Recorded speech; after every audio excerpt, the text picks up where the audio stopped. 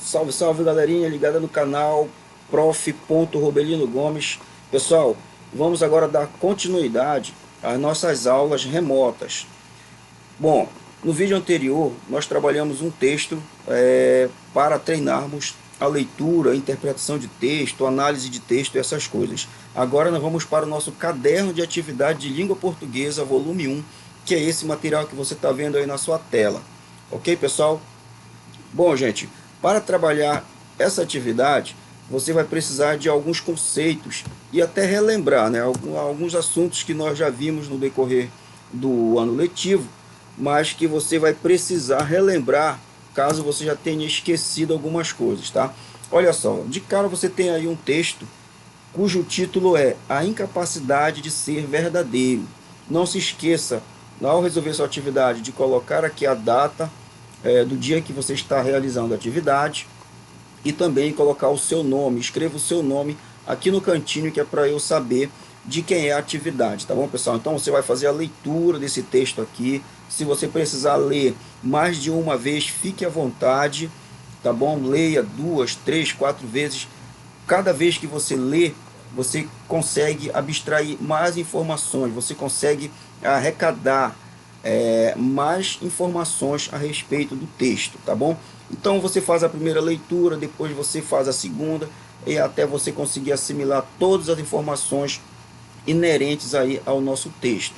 E aí mais para frente você vai ter as atividades para você resolver. Pessoal, então para resolver essas atividades aqui, das páginas 17 e 18, que eu já coloquei a descrição lá no nosso grupo, você vai precisar ter alguns conhecimentos da parte de acentuação gráfica, tá bom? Então, eu já coloquei aqui para a gente trabalhar a parte de acentuação gráfica, mas antes, tem aqui um trecho, na verdade uma frase de Manuel de Barros, que é um dos grandes poetas, que diz o seguinte: olha só o que é que ele fala: 90% do que escrevo é invenção, só 10% é mentira. Manuel de Barros, né? Pessoal, o que essa frase quer dizer? Parece assim uma coisa meio sem sentido, meio complexo. Como é que ele diz que 90% do que ele escreve é invenção e 10% é mentira? Então tudo que ele fala não é verdade? Tudo que ele escreve não é verdade? Será? Olha só, pessoal, como eu disse anteriormente, Manuel de Barros é um poeta, e os poetas têm essa característica de inventar coisas, de imaginar coisas, não que sejam mentiras, mas ele consegue observar muito melhor, através da sua sensibilidade, coisas que muitos de nós, às vezes, não conseguimos observar.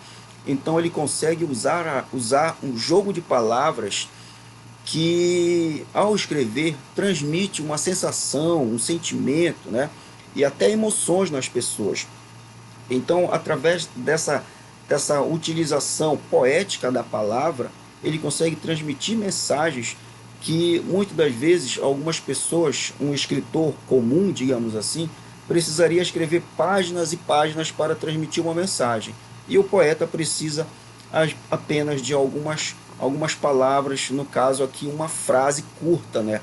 Olha só, 90% do que escrevo é invenção, só 10% é mentira. Então, ele quer dizer o quê? Que a grande maioria das coisas que ele escreve nas suas poesias, ele é fruto da sua imaginação, coisas que ele imagina.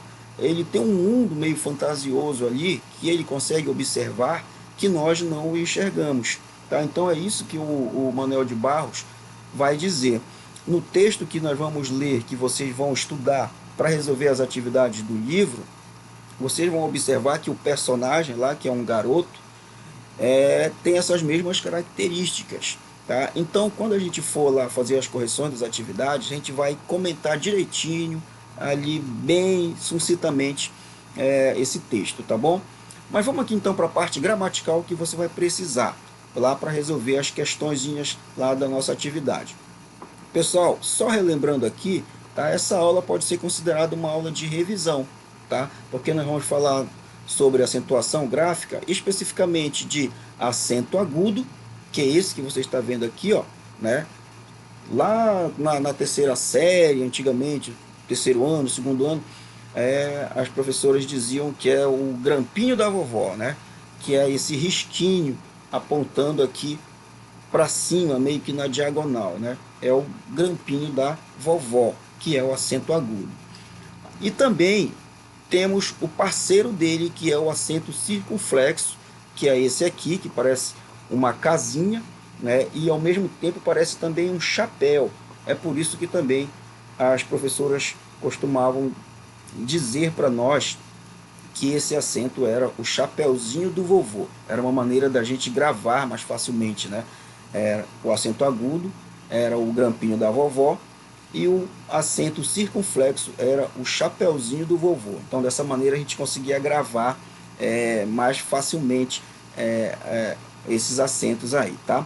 Gente, o acento agudo, pessoal, ele vai aparecer em palavras, em frases tônicas, só lembrando que as sílabas tônicas são a sílaba mais forte, é a sílaba mais forte de cada palavra. Toda palavra tem a sua sílaba tônica, então a sílaba que você pronuncia com mais potência, com mais ênfase, ela é chamada de sílaba tônica. Por exemplo, aqui ó, nós temos a palavra vatapá. Se você for separar em sílaba, né? Se você for separar em sílaba aqui, deixa eu colocar, fazer aqui com vocês. Por exemplo, se você for separar em sílaba, você coloca vá, tracinho, tá, tracinho, pá. Agora pronuncia vatapá. Você observa claramente que a última sílaba, que é o pá, nós pronunciamos com mais ênfase, com mais força. Então, nós podemos dizer que a sílaba tônica nessa palavra é a sílaba pá. E ela recebe o acento agudo, porque é um som aberto. Quando o som da palavra for um som aberto, nós chamamos de timbre aberto, é que vai receber o acento agudo. Tá bom, pessoal? E quando ela tem um timbre fechado, ela vai receber esse outro acento aqui, que é o acento circunflexo, o chapeuzinho do vovô, como falamos anteriormente, tá? E aí nós temos também aqui a palavra guaraná. Observa que o na é a sílaba mais forte, é a sílaba tônica, e tem um som aberto, é por isso que recebe o acento agudo. Depois nós temos a palavra picolé. Vamos separar aqui a palavra picolé. Olha lá,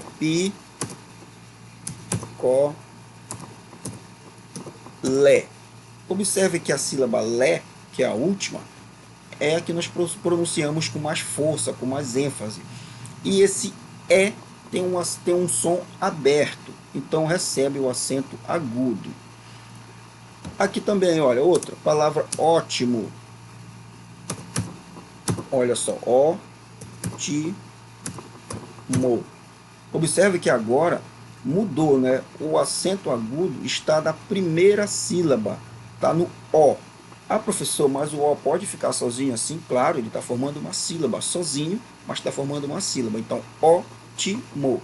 Então, você coloca mais ênfase na primeira sílaba, que é O. E como é um acento aberto, já que é um timbre aberto, ele vai receber o acento agudo. A mesma coisa a palavra álbum. Observa que o acento agudo está no ao, tá? Ele vai ficar separado dessa maneira aqui, ó. Vai ficar separado dessa maneira. Ao, tracinho, bum. Álbum. Porque se por um acaso eu não colocasse esse acento em cima do A, a pronúncia já iria modificar. Ia ficar álbum. E a palavra não é álbum, é álbum. Então você joga, você acrescenta mais força na sílaba tônica, tá? E aí ela recebe o acento agudo.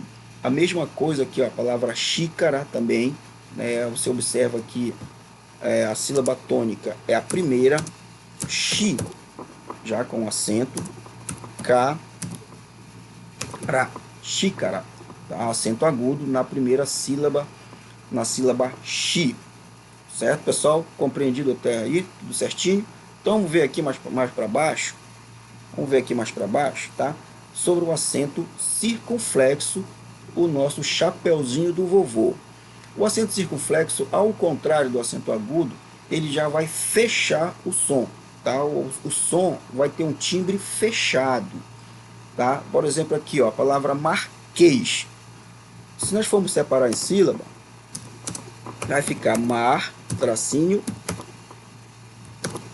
queijo. Então, observa que a pronúncia mais forte é o queijo, marquês. E esse queijo, ele tem um timbre fechado, não é marquês, é marquês. Tá? Olha só, veja a diferença. Marquês, timbre aberto, marquês, timbre fechado. Já que o timbre é fechado, então ele recebe o acento circunflexo. A mesma coisa na palavra inglês, a mesma coisa na palavra inglês, tá? In, tracinho, inglês, tá? Para inglês. A gente não fala inglês, não, é inglês, timbre fechado, tá? Então, você vai acentuar com o acento circunflexo, tá? Olha só, pessoal, um exemplo muito bom para a gente entender sobre timbre fechado e timbre aberto é aqui, ó, a palavra vovô, que tem o acento circunflexo, né? Porque é um timbre fechado, vovô.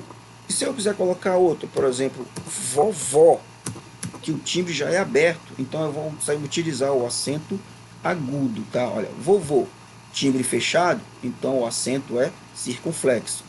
Vovó, timbre aberto, então o acento é agudo, tá? E aí a palavra robô também, né? A palavra robô, deixa eu apagar aqui essa parte que eu coloquei.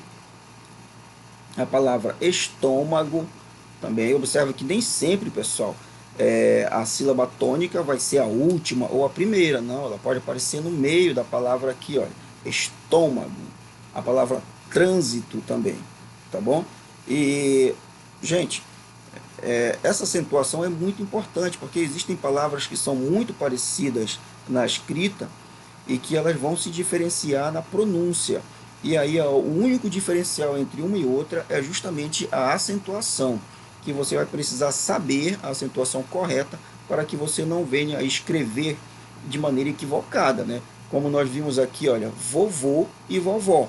São duas palavras que na escrita são muito parecidas e o único diferencial é aqui o acento, que uma recebe o acento circunflexo e outra recebe o acento agudo. Tá? Imagine você se não houvesse essa diferenciação de acento, né? A gente não ia saber se está se referindo ao sexo masculino ou ao sexo feminino, se está se referindo à vovó ou ao vovô. E na língua portuguesa existem muitas outras palavras que são muito parecidas e se diferenciam apenas pela acentuação, ok? Então, vindo aqui mais para frente, você já vai se dirigir à sua atividade, vai resolver, e aí eu vou estar gravando um outro vídeo já corrigindo essas atividades. Esse conhecimento aqui sobre acento agudo e acento circunflexo é o suficiente para que você possa resolver a sua atividadezinha. Caso você tenha alguma dúvida, você pode pausar o vídeo, pode voltar, você pode pesquisar também em outras fontes na internet, ou mesmo em livros de língua portuguesa, que você vai encontrar tudo que vai servir ali para te ajudar a resolver as suas atividades, tá bom, pessoal? Então, o vídeo explicativo é esse aqui. Dê o seu like aí, tá? Curta o nosso vídeo. Se você quiser compartilhar com alguns coleguinhas seu, algum primo, algum amiguinho, tá? Pode compartilhar. Se ainda não se inscreveu no nosso canal, eu estou vendo que tem muitos alunos ainda que não estão inscritos no nosso canal, te inscreve lá, que aí tem a tendência de melhorar.